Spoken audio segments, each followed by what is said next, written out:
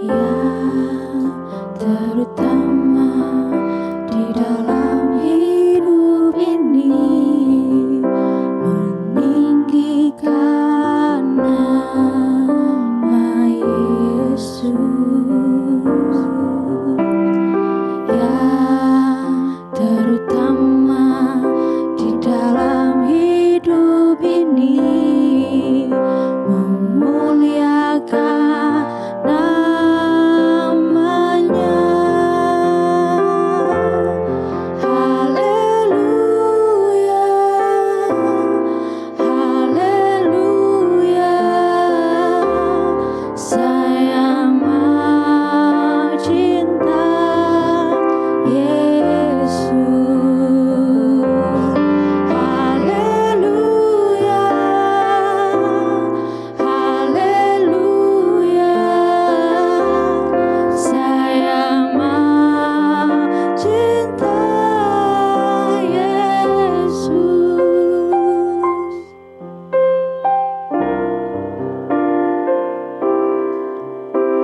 Yang terutama di dalam hidup ini, meninggikan nama Yesus yang terutama di dalam hidup ini, memuliakan namanya. Haleluya, haleluya, saya mau cinta Yesus. Haleluya, haleluya, saya mau cinta Yesus. Haleluya, haleluya, saya mau cinta Yesus. Haleluya, haleluya,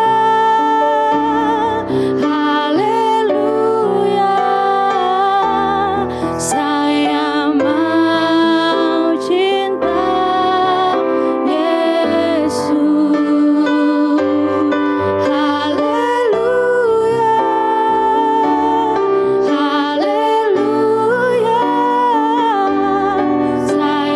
mau cinta Yesus. Saya mau cinta Yesus. Saya mau cinta Yesus.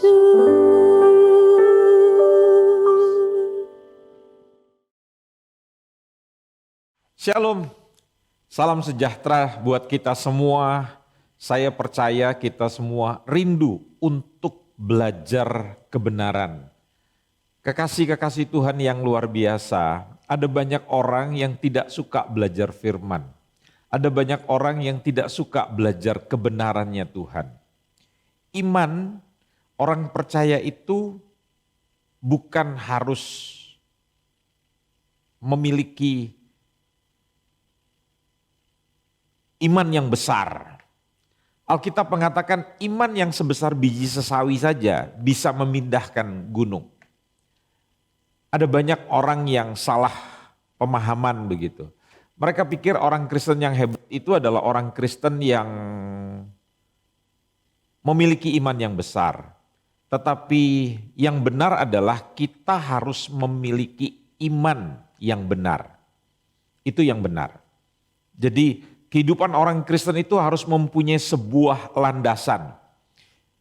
Kita melihat bangunan yang besar, ya, Anda mudah terpesona tanpa kita memeriksa fondasinya, dasarnya.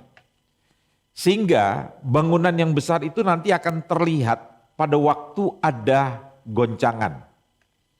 Begitu goncangan datang, kita akan lihat seberapa kuatnya dasar daripada bangunan itu. Ada banyak orang Kristen yang hari-hari ini sangat mementingkan penampilan, bahkan mengejar penampilan. Tetapi hidupnya tidak punya dasar yang kuat. Sehingga tatkala dihantam dengan berbagai macam persoalan, dia menjadi roboh. Kita tidak bisa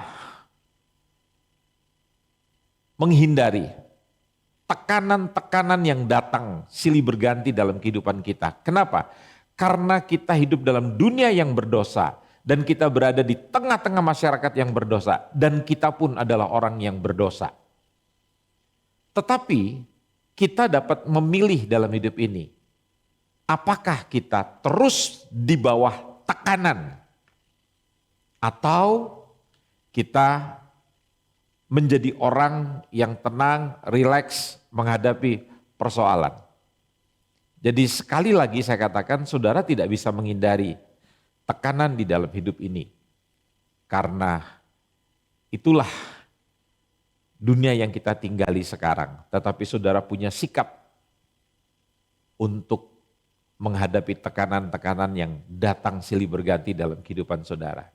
Saya percaya di dalam kita mempunyai hubungan.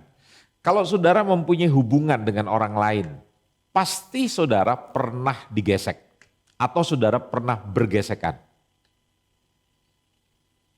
Mungkin saudara mengatakan saya enggak punya kebencian dengan orang lain. Tetapi saudara, ada orang yang tidak suka dengan saudara. Tidak suka dengan keberhasilan saudara. Tidak suka dengan perangai, sikap, karakter kita. Kita mungkin menjadi orang yang mudah bersahabat. Tetapi ingatlah, konsekuensi daripada pertemanan, konsekuensi daripada persahabatan, itu bisa menimbulkan luka, rasa tidak suka, benci, bahkan dendam, sampai mengakibatkan kriminalitas, pembunuhan, dan lain sebagainya. Saudara yang dikasihi Tuhan, menjadi seorang percaya tidak menghindarkan kita daripada apa yang tadi saya katakan. Tetapi saudara perlu belajar mempunyai sikap yang benar, reaksi yang benar. Pada waktu saudara menghadapi orang-orang yang melukai saudara sehingga saudara timbul rasa tidak nyaman, bahkan saudara menjadi benci, bahkan saudara ingin menghabisi orang itu. Ya, mungkin bukan membunuh orang itu, tetapi saudara ingin supaya orang itu tidak bisa punya peluang untuk bertumbuh dalam kehidupan ini. Wow, begitu mengerikan rasa benci ini, saudara. Ya, jadi saya akan mengajak saudara membaca di dalam Injil Matius 18, dalam ayat yang ke-21, di situ Petrus datang kepada Yesus, dikatakan begini, Tuhan, perhatikan, sampai berapa kali aku harus mengampuni saudaraku jika ia berbuat dosa terhadap aku? Sampai 7 kali? Yesus berkata kepadanya, bukan, aku berkata kepadamu, bukan sampai 7 kali, melainkan sampai 70 kali 7 kali. Saudara, perhatikan di situ pertanyaannya Petrus dalam ayat yang ke-21, ya, ada kata kemudian. Kemudian datanglah Petrus dan berkata kepada Yesus. Kata sambung kemudian ini menyiratkan bahwa pertanyaan Petrus di ayat 21b itu merupakan reaksi atau respon terhadap ucapan Yesus sebelumnya. Saudara tahu di bagian sebelumnya Yesus membahas tentang pemberian disiplin kepada jemaat yang tidak mau bertobat. Ayat 15 sampai dengan ayat yang ke-20. Apabila saudaramu berbuat dosa, kata ayat 15, tegurlah dia di bawah 4 mata. Jika ia mendengarkan nasihatmu, engkau telah mendapatnya kembali. Jika ia tidak mendengarkan engkau, bawalah seorang atau dua orang lagi supaya atas keterangan dua atau tiga orang saksi perkara itu tidak disangsikan. Jika ia tidak mau mendengarkan mereka, sampaikanlah soalnya kepada jemaat. Dan jika ia tidak mau juga mendengarkan jemaat, pandanglah dia sebagai seorang yang tidak mengenal Allah atau seorang pemungut cukai. Aku berkata kepadamu, sesungguhnya apa yang kamu ikat di dunia ini akan terikat di sorga, dan apa yang kamu lepaskan di dunia ini akan terlepas di sorga. Tidak mudah, saudara-saudara, untuk kita melakukan pendisiplinan di dalam sebuah organisasi, dalam sebuah gereja, dalam sebuah jemaat. Kita tidak bisa setuju dengan orang yang di dalam perilakunya mereka melakukan perzinahan. Yang kita lawan itu bukan orangnya, bukan pribadinya, tapi sikapnya, perilakunya, kebiasaannya. Itu yang kita tentang, itu yang kita tegur, itu yang kita peringatkan. Tetapi saudara tahu, memberikan teguran kepada orang yang hidupnya tidak benar, itu bukan sesuatu yang mudah. Kita bisa mendapatkan reaksi yang negatif. Orang itu menjadi tidak suka dengan kita. Bahkan saudara tahu apa yang terjadi. Saya coba memberikan beberapa hal begitu. Ya. Yang pertama, saudara-saudara, perhatikan. Ya. Kalau orang tidak suka dengan kita karena kita menegur mereka, biasanya itu terlihat daripada perilaku mereka yang berbeda terhadap orang lain dengan perlakuan mereka terhadap kita. Kepada orang lain mereka mungkin akan terlihat perhatian, hangat, lebih interaktif. Namun pada saat mereka melihat kita, sikap mereka menjadi dingin dan terkesan jauh. Jadi mereka coba menjauhkan diri. Ya. Kemudian pada saat berhadapan dengan tidak sengaja, mereka akan menghindari kontak mata. Itu tanda-tandanya. Kemudian kalau di dalam ibadah, di dalam jemaat, mereka coba akan menjaga jarak. Kalau dulu mereka aktif, sekarang mereka tidak aktif. Kalau dulu mereka ikut dalam berbagai kegiatan, mereka sekarang mulai dengan berbagai macam alasan lah begitu. Kemudian kalaupun kita mereka masih ada di dalam kumpulan kita, ya, mereka akan mengikuti segala sesuatu itu dengan merasa terpaksa. Ya.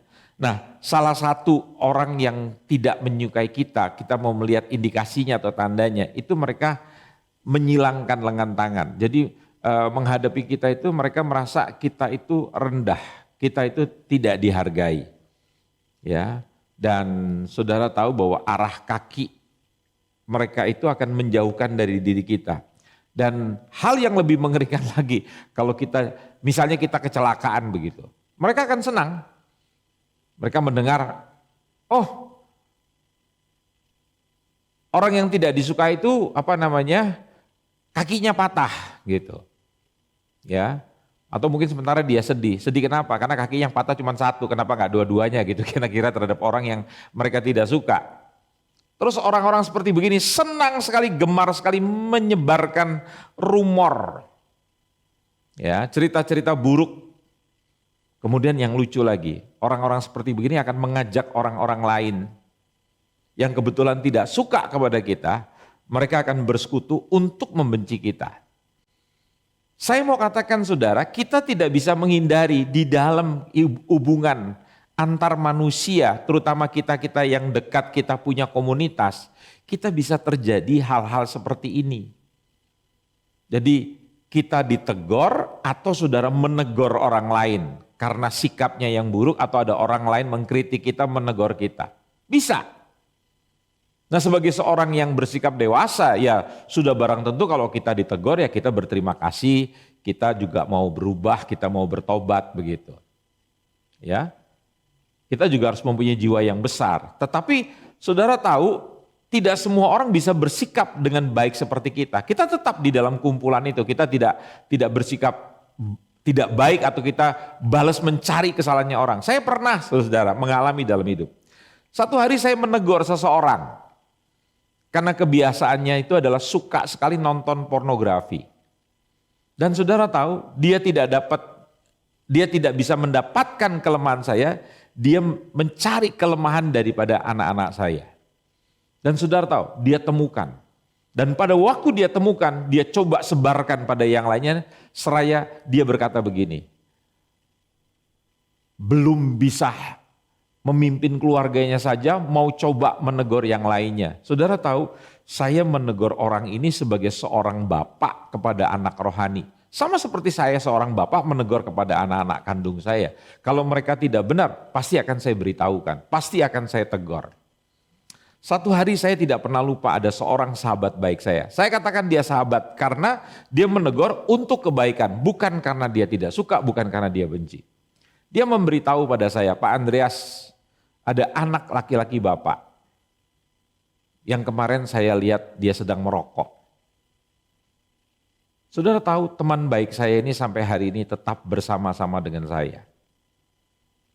Bahkan selalu berdoa buat saya, membela saya. Tapi dia tidak bisa diam. Kalau ada sesuatu yang tidak baik dengan sahabatnya, dia akan menegur dan dia tetap bersama-sama dan dia tetap mendampingi saya. Bahkan satu hari teman saya ini punya kesempatan untuk bertemu dengan anak saya. Dan mereka saling bicara. Membicarakan tentang masalah anak saya. Itulah seorang sahabat, kata kitab Amsal. Menegur dengan maksud yang baik. Tetapi kalau ada orang menegur kita dalam rangka mencari kesalahan kita, itu adalah sesuatu yang wajar, yang saudara tidak bisa hindari dalam hidup. Ya, di dalam pertemanan, di dalam persahabatan, di dalam komunitas, pasti kita akan mengalami hal-hal demikian. Tujuannya buat apa? Tujuannya adalah untuk mendewasakan kita. Bahkan kalau sampai kita sakit hati, kita membenci orang yang menegur kita. Kita diminta Tuhan untuk mengampuni. Kita diminta Tuhan untuk belajar sesuatu. Karena tidak mungkin saudara belajar mengampuni kalau tidak ada orang yang menyakiti saudara. Kapan dong saudara belajar mengampuni? Kalau saudara tidak pernah disakiti sama orang. Jadi bersyukur kalau ada orang yang dipakai sebagai alat untuk melukai saudara, menyakiti saudara. Itu artinya saudara sedang belajar sebuah, apa itu namanya, kalau dalam pelajaran sesi begitu. Untuk saudara bisa mengampuni orang.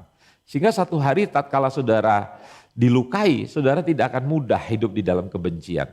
Yesus tidak membalas kebencian dengan kebencian. Orang yang mencaci maki dia tidak serta-merta dia balas caci maki. Kita punya presiden yang hebat saudara, dikatakan PKI, pelengak-pelengok, kerempeng keturunan PKI, bajingan dungu. Tapi dia tidak punya waktu, bahkan untuk melaporkan pada polisi, untuk menanggapi orang yang berkata negatif tentang dia. Maukah kita belajar menjadi orang yang dewasa saudara, tidak menjadi orang yang mudah, apa itu saya bilang sakit hati, menjadi orang yang luka hati, sehingga lantas memendam rasa benci. Saya percaya saudara, kebencian ini bukan sesuatu yang menguntungkan, bahkan cenderung kebencian ini menghancurkan diri sendiri. Tetapi yang saya bingung, pada waktu masalah ini datang, kita tidak segera gitu mengambil sebuah pilihan untuk kita menghindar atau kita menyelesaikan. Dan yang membuat saya heran tuh kebencian itu bisa membuat saudara menjadi orang yang sangat penuh perhatian terhadap orang yang saudara benci. Saudara ikutin apa pergerakannya, dia lagi ngapain, sekarang dia lagi kemana, dia aktivitasnya apa. Jadi saudara tuh jadi orang yang tiba-tiba menjadi orang yang begitu apa ya, istilahnya apa, julid gitu ya, menjadi orang yang terus menyelidiki orang yang saudara tidak sukai. Tanpa sadar saudara, kebencian saudara itu mengikat diri saudara. Artinya apa? Orang yang saudara benci itu mengendalikan, mendrive hidup saudara. Sehingga saudara tidak menjadi pribadi yang merdeka. Mau tidur, bangun tidur, di kamar mandi, di mana-mana, saudara terus-menerus memikirkan orang itu. Dia lagi ngapain ya? Apa yang dia lakukan begitu? Dia sekarang lagi kumpul sama siapa ya? Apa yang dia bicarakan tentang saya ya? Bayangkan saudara, kebencian itu membuat saudara menjadi tidak bahagia. Dan yang lebih mengerikan lagi, kebahagiaan orang lain menjadi kesedihan kita. Kesedihan orang lain menjadi kebahagiaannya kita. Dan saya ingin garis bawahi, orang-orang yang hidup dalam kebencian tidak bisa hidup dengan mandiri. Dia yang kita benci, ya, itu telah mengendalikan diri kita. Bahkan kita menjadi orang yang kerdil. Kita tidak bisa menjadi orang yang berkembang. Saudara tahu, kebencian itu merusak. Saya mengatakan pelajaran ini mengatasi rasa benci dalam diri kita. Jadi kebencian itu adalah sesuatu yang muncul di dalam perasaan kita. Jadi kalau kita marah, kita sakit hati, kita benci, itu adalah perasaan kita. Dan perasaan itu nggak bisa dipegang. Saudara harus hidup dalam nalar yang benar, saudara harus hidup dalam logika yang benar, pengertian yang benar. Kebenaran itu harus merasuk saudara, melebihi apa yang saudara rasakan. Saudara bilang saudara nggak bisa, saudara bisa kok. Buktinya apa? Tatkala saudara jatuh, luka, kan saudara merasakan sakitnya. Tatkala itu dibersihkan, memang saudara teriak-teriak, tapi saudara mengatasi rasa sakit itu. Dan saudara membiarkan kesakitan itu disembuhkan. Bukan dibiarkan terus-menerus sampai akhirnya tumbuh nanah, sampai akhirnya saudara menjadi sakit, kemudian saudara diamputasi. Kan saudara gak mau begitu. Saya percaya dalam proses penyembuhan itu bukan suatu perkara yang mudah, bukan perkara yang singkat. Ada banyak orang mengatakan begini, iya Pak, saya tuh sakit hati, saya benci sama orang itu, saya mengampuni, tapi saya gak bisa melupakan. Setuju saya. Mengampuni itu bukan berarti saudara melupakan peristiwa itu. Peristiwa yang telah melukai saudara tidak bisa saudara hapuskan dalam memori saudara. Tapi minimal saudara sudah membereskan. Contoh, saya pernah saudara dalam berantem saya dibacok sama teman saya. Sehingga ada bekas bacokan di sini. Tapi saya tidak membiarkan luka bekas bacokan itu terus ternganga. Apa yang saya lakukan? Saya dibawa ke rumah sakit, kemudian saya diobati, saya dijahit. Dan itu membutuhkan waktu yang tidak singkat. Dan akhirnya luka itu sembuh. Tidak sakit lagi, disenggol juga tidak sakit lagi. Diingatkan peristiwa itu tidak sakit lagi. Tapi saya ingat, kalau saudara tanya apakah peristiwa itu lupa? Oh enggak. Itu saya berkelahi dengan teman saya dan dia membawa parang. Dan saya menangkis. Apakah saya sakit kalau mengingat peristiwa itu? Enggak ada lagi, tapi saya enggak bisa lupa.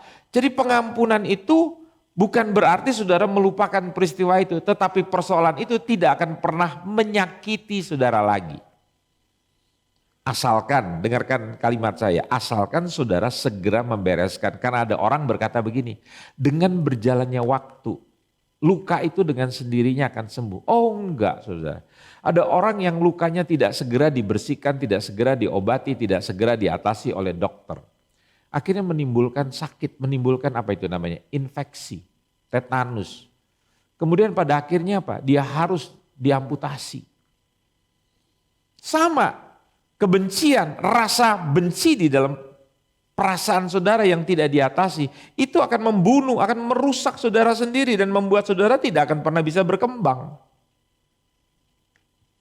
Ya, jadi ini yang penting sekali saudara pelajari. Nah, yang pertama, pengampunan itu melampaui pemberian hukuman. Ya. Saudara lihat, datanglah Petrus kepada Yesus dan dia berkata, ya. Jadi Petrus itu kalau saya belajar pada beberapa waktu yang lalu dari seorang hamba Tuhan yang dipakai Tuhan tentang masalah kebencian ini. Jadi Petrus ini adalah seorang murid yang sangat jeli. Ya. Jadi kita bisa saja melakukan disiplin, memberikan ganjaran, memberikan hukuman. Tetapi kita tidak mudah saudara-saudara. Ya, untuk menghadapi menghilangkan rasa sakit hati dalam diri kita. Oke lah, kita menghukum orang itu. Tapi apakah penghukuman itu akan menyelesaikan rasa benci di dalam diri kita? Kan enggak. Dengarkan baik-baik, sekalipun saudara ingin balas dendam dengan sikap atau perbuatan orang itu terhadap diri kita, saudara balas dengan perbuatan yang setimpal atau lebih hebat lagi kepada orang yang jahat saudara. Seperti hukum agama mengatakan, gigi ganti gigi, darah ganti darah. Pertanyaan saya, apakah itu bisa memuaskan jiwa saudara? Enggak. Itu bukan jawaban atas kebencian. Karena kalau hati kita dikuasai oleh kebencian, tidak pernah ada rasa cukup atas keadilan. Jadi dalam upaya mencari keadilan bagi diri kita, kita justru kadang-kala bisa mendatangkan ketidakadilan bagi orang lain. Jadi menjaga hati itu adalah kuncinya saudara. Ya, jadi apa yang harus sudah lakukan? Ya seperti Yesus katakan, kita harus mengampuni tanpa batas tadi. 70 kali 7 kali. Karena manusia itu biasanya kalau ada orang berbuat salah, kita cuma bisa mengampuni beberapa kali. Dan begitu orang itu terus melakukan, kita selalu mengatakan apa? Jangan harap saya akan mengampuni lagi. Pokoknya tidak ada maaf gitu. Hal kedua yang saya belajar saudara-saudara, di dalam ayat 21 bagian B, perhatikan baik-baik ya. Tuhan katanya, sampai berapa kali aku harus mengampuni saudaraku jika ia berbuat dosa terhadap aku? Sampai 7 kali? Ya. Orang bisa mengampuni 7 kali itu kan menunjukkan sebuah kesabaran, tingkat kesabaran yang tinggi. Biasanya kita kan paling mengampuni 1, 2, 3 kali lah begitu kira-kira. Ya. Dan kalau misalnya orang itu melakukan sampai kali yang keempat, biasanya kita nggak akan mau mengampuni lagi begitu. Jadi ini batasan yang diberikan oleh Petrus itu sudah lebih baik daripada batasan yang populer dalam masyarakat. Nah, saudara lihat, apa yang dirisaukan oleh Petrus ini adalah sesuatu yang sangat masuk akal. Yang bersalah di sini adalah saudara. Artinya orang yang mempunyai relasi terdekat. Seperti apa? Saudara seiman dalam satu komunitas kecil kita di dalam gereja. Orang-orang yang dekat dengan kita. Seperti bahasanya Daud dalam kitab Mazmur adalah orang-orang yang duduk makan dengan aku. Atau lebih dalam lagi Daud mengatakan orang-orang yang aku beri makan. Orang-orang yang aku lakukan kebaikan. Tiba-tiba dia melakukan kejahatan, tiba-tiba dia menusuk saudara dari belakang begitu. Ya. Nah, apa yang Yesus katakan saudara-saudara? Yesus berkata kepadanya ayat 22, bukan, aku berkata kepadamu bukan sampai 7 kali, melainkan sampai 70 kali 7 kali. Artinya apa? Saya mau kasih tahu pada saudara, pengampunan itu harus melampaui batas budaya, kebiasaan di dalam masyarakat. Kalau orang bisa mengampuni kan orang selalu bilang begitu. Oke lah, kalau dia melakukan kesalahan beberapa kali saya bisa ngampuni. Biasanya kan kita mengampuni ya 2-3 kali lah. Begitu kali yang keempat dia melakukan lagi kita bilang gak ada. Saya gak mau mengampuni lagi. Udah capek saya begitu. Kan kita begitu. Tapi justru Yesus mengajarkan pengampunan itu melampaui batasan-batasan budaya. Batasan kebiasaan-kebiasaan yang dilakukan oleh manusia saudara. Dan ingat ya, justru yang melukai saudara itu adalah, karena di situ dikatakan, sampai berapa kali aku harus mengampuni saudaraku. Jadi orang yang dekat sama saudara, orang yang punya hubungan dekat dengan saudara, itu adalah orang yang mempunyai kemungkinan besar, peluang yang terbesar untuk menimbulkan kebencian saudara, melukai saudara. Karena kita suka bilang begini, ya kalau yang mengkhianati saya, kalau yang melukai saya, menyerang saya adalah orang-orang yang saya tidak kenal, saya makluk. Oh itu perkara mudah, saudara. Justru pelajaran yang mau kita hadapi dalam kehidupan ini yang Tuhan luaskan, yaitu saudara belajar untuk mengampuni bukan orang yang saudara tidak kenal. Perhatikan konteksnya. Seperti Petrus bilang, kalau ada saudara kita yang melukai kita, gitu. Berapa kali saya harus mengampuni begitu. Ya. Jadi saudara-saudara yang dikasihi Tuhan, jadi pengampunan ini 70 kali 7 atau 77 kali. Jadi mau diambil maknanya bagaimanapun, artinya pengampunan itu tanpa batas. Ya. Nah, saudara, bagi orang-orang Yahudi yang terbiasa dengan kitab suci, jawaban ini pasti mengingatkan mereka pada perkataan Lamek, salah satu keturunan Kain di dalam Kejadian 4 ayat 24. Setelah membunuh seorang pemuda yang melukai dia, Lamek menyombongkan dan membenarkan diri atas pembunuhan tersebut dengan kalimat yang dikatakan dalam kitab Kejadian. Jika Kain harus dibalaskan 7 kali lipat, maka Lamek 77 kali lipat. Ya. Jadi saudara, kita lihat biasanya orang itu kalau dia disakiti, mereka ingin menuntut prinsip keadilan gitu lah. Ya. Nah, saudara-saudara, kita lihat apa yang terjadi di dalam perjanjian lama dalam Kejadian 4:24 dengan Injil Matius 18 ayat 22 itu mengajarkan kepada kita sebuah kontras yang sangat jelas. Kebencian itu adalah produk dosa. Nah, pengampunan adalah produk daripada saudara hidup sebagai muridnya Tuhan yang sudah lahir baru. Jadi kalau saudara sudah lahir baru, buah yang keluar dari hidup seseorang itu adalah gampang sekali mengampuni dan tidak menyimpan kepahitan di dalam dirinya. Itu adalah buah kebaikan, saudara-saudara. Jadi kalau hatinya dikuasai oleh dosa, pasti kita akan menginginkan pembalasan yang jauh melampaui yang seharusnya. Jadi yang hatinya dikuasai oleh kasih karunia Tuhan, oleh anugerah Tuhan, pasti dia akan rindu memberikan pengampunan yang melebihi batas apa yang terjadi dalam masyarakat. Ya, kalau masyarakat memberi pengampunan, oke lah sampai 3-4 kali kamu berbuat salah saya akan ampuni. Tapi kalau lebih dari itu, sorry lah saya gak akan mengampuni. Justru kalau Anda hidup di dalam kasih karunia-Nya Tuhan, kalau Anda adalah murid Tuhan, Anda diberikan kesanggupan oleh Tuhan untuk bisa mengampuni orang yang melukai hati saudara. Yang ketiga, dosa kita melampaui kesalahan orang kepada kita. Ya, saudara tahu di dalam perumpamaan ya yang diberikan Tuhan itu, saudara-saudara, dalam ayat yang ke-23, sebab hal kerajaan sorga seumpama seorang raja yang hendak mengadakan perhitungan dengan hamba-hambanya.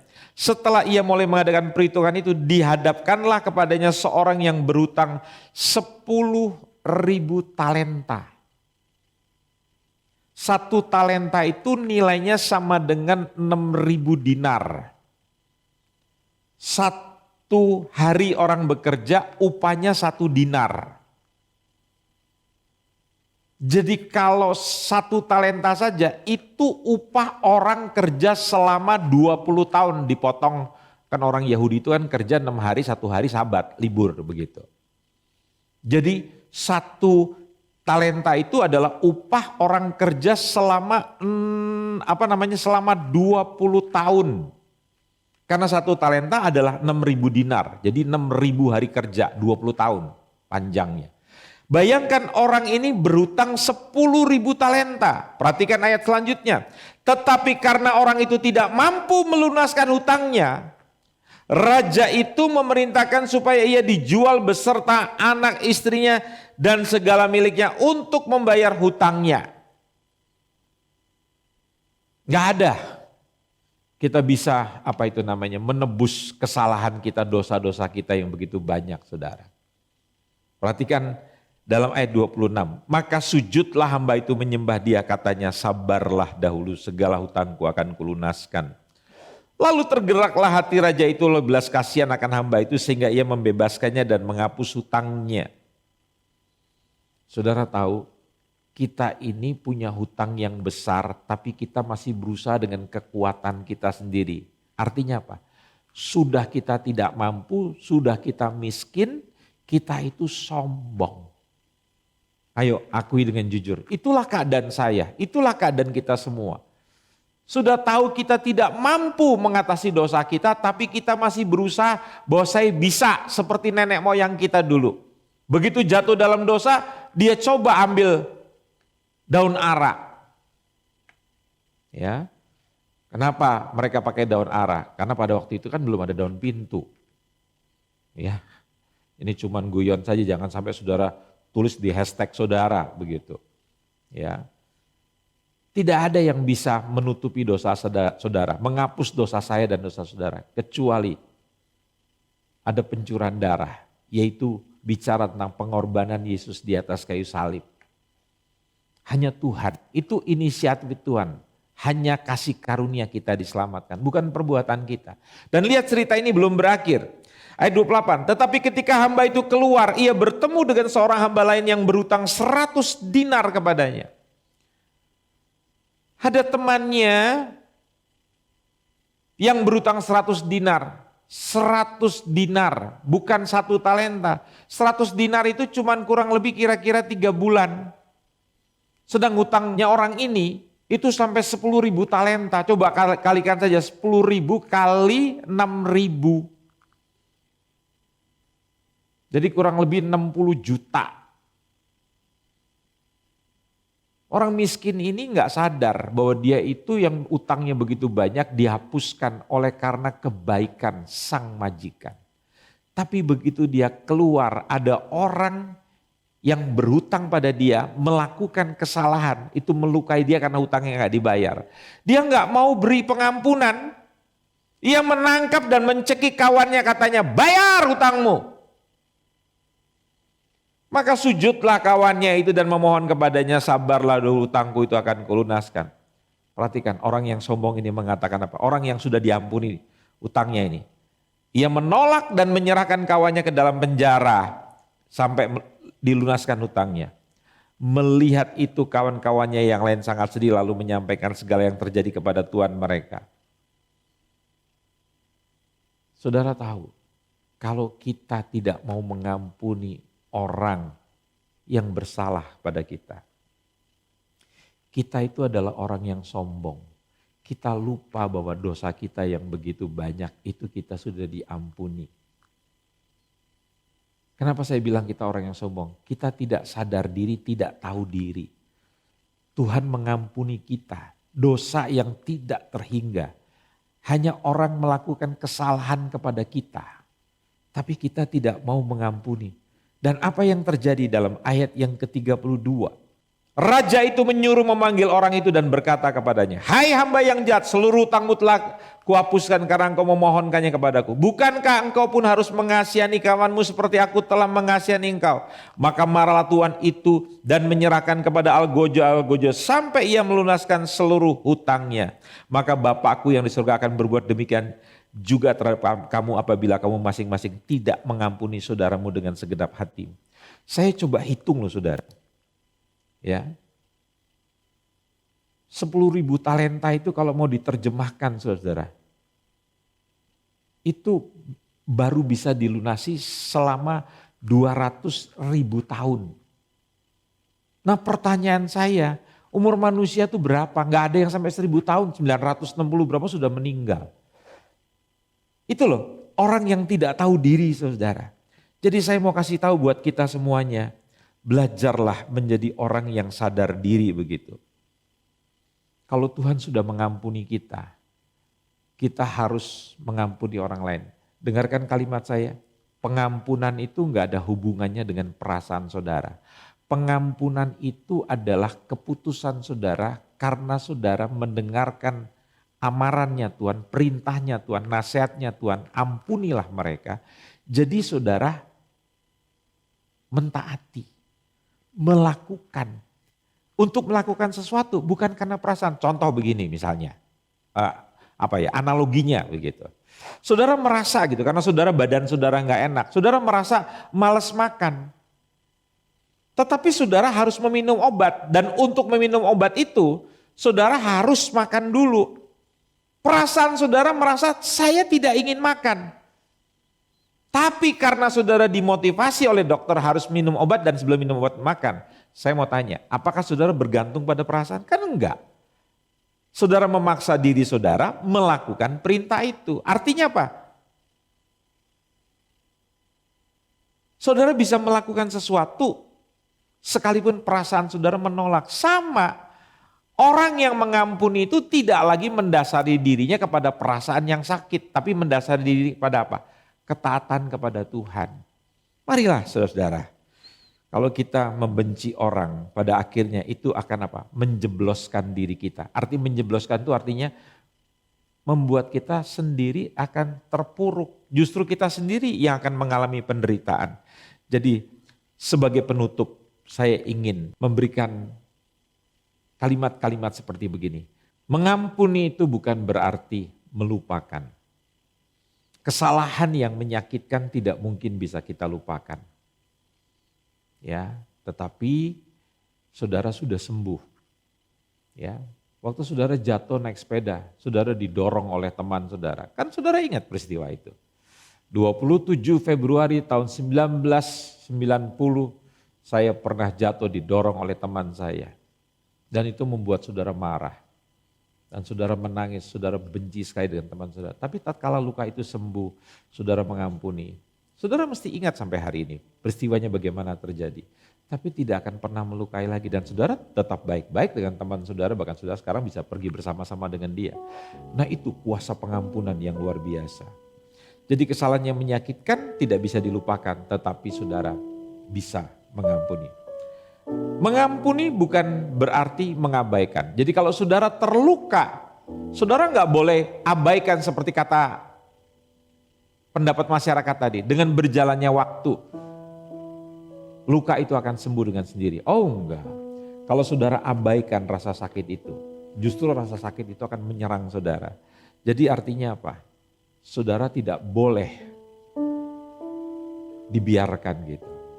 Jadi saudara harus betul-betul memperhatikan, membereskan, memberikan pengampunan. Ya. Dan kalau saudara mengampuni, saudara belajar memberkati. Seperti kata Injil Matius pasal yang kelima.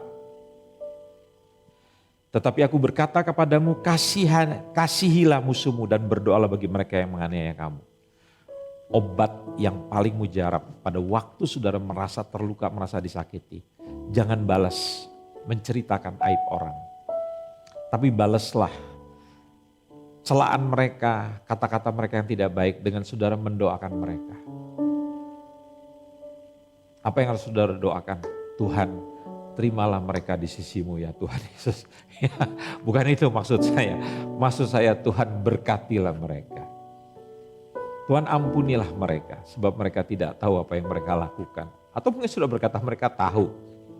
Ya, saudara tidak perlu membahas, tapi tugas saudara adalah berdoa buat mereka, memberkati mereka, bukan balas mencaci maki mereka. Seperti perkataan Rasul Petrus tentang Yesus, cacian mereka terhadap Yesus tidak dibalas dengan cacian lagi. Mari kita belajar. Kita tundukkan hati kita, tundukkan kepala kita, wajah kita di hadapan Tuhan.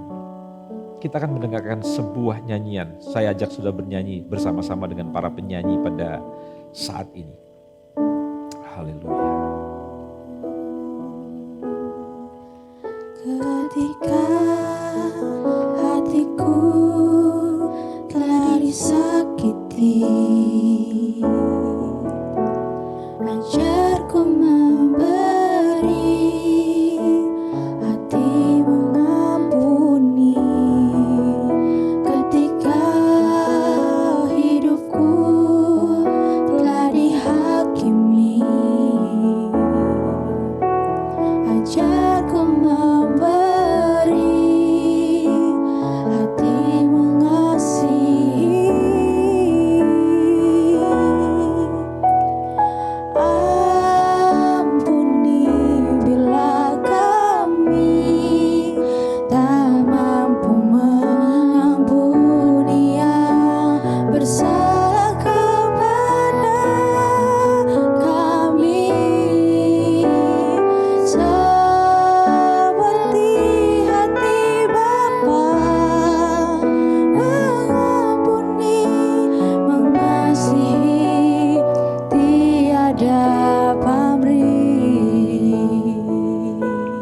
Mari saudara-saudara, saya ajak di tempat Anda, dalam sikap kita berdoa, hatiku coba periksa hati kita. telah disakiti. Kalau saudara merasa tersakiti, saudara merasa dilukai, Ajarku saudara merasa dihianati oleh orang-orang terdekat dengan saudara, hati mengampuni kekurangan saudara, kesalahan saudara ketika diceritakan kemana-mana. hatiku telah Saudara seperti seorang yang ditusuk dari depan, dari belakang maksud saya.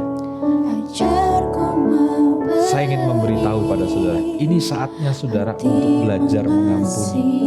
Karena kalau saudara tidak mengalami hal-hal seperti itu, saudara tidak akan pernah mengalami seperti yang dikatakan oleh Yesus untuk kita belajar mengampuni. Mari, tak mampu kalau saudara sakit perasaan saudara bilang sama Tuhan, Tuhan saya sakit hati dengan si dia. Sebutkan nama-nama orang itu. Dan sekarang lepaskan pengampunan. Dalam nama Tuhan Yesus, saya mau mengampuni. Sebutkan nama orang-orang itu. Dan jangan biarkan saudara terus di dalam penderitaan. Jangan membiarkan orang-orang yang melukai saudara mendrive, mengatur hidup saudara. Dengan cara bagaimana saudara tidak mengampuni. Lepaskan pengampunan dan mari melangkah maju di dalam perdamaian dengan Tuhan. ampuni bila Terima kasih Tuhan. Terima kasih Tuhan. tak mampu Biarlah Engkau menjamah setiap kami. Biarlah Engkau menjamah, menyembuhkan kami. Dan dengarkan doa kami. Kami saat ini melepaskan pengampunan kepada mereka-mereka yang telah mengkhianati kami, telah menjelek-jelekan kami, telah menghina kami, telah melukai kami, dan melakukan perbuatan-perbuatan yang membuat kami menjadi sakit. Dalam nama Tuhan Yesus kami memberikan pengampunan. Amin, amin, amin. Puji Tuhan. Nah saudara, teruslah bertumbuh di dalam Tuhan, berjalan di dalam Tuhan senantiasa, dan ampunilah orang yang bersalah kepada saudara. Itulah buah orang yang hidup di dalam Tuhan yang telah lahir baru. Doa saya menyertai saudara dan sampai jumpa dalam acara pada bulan yang akan datang, belajar kebenaran. Amin.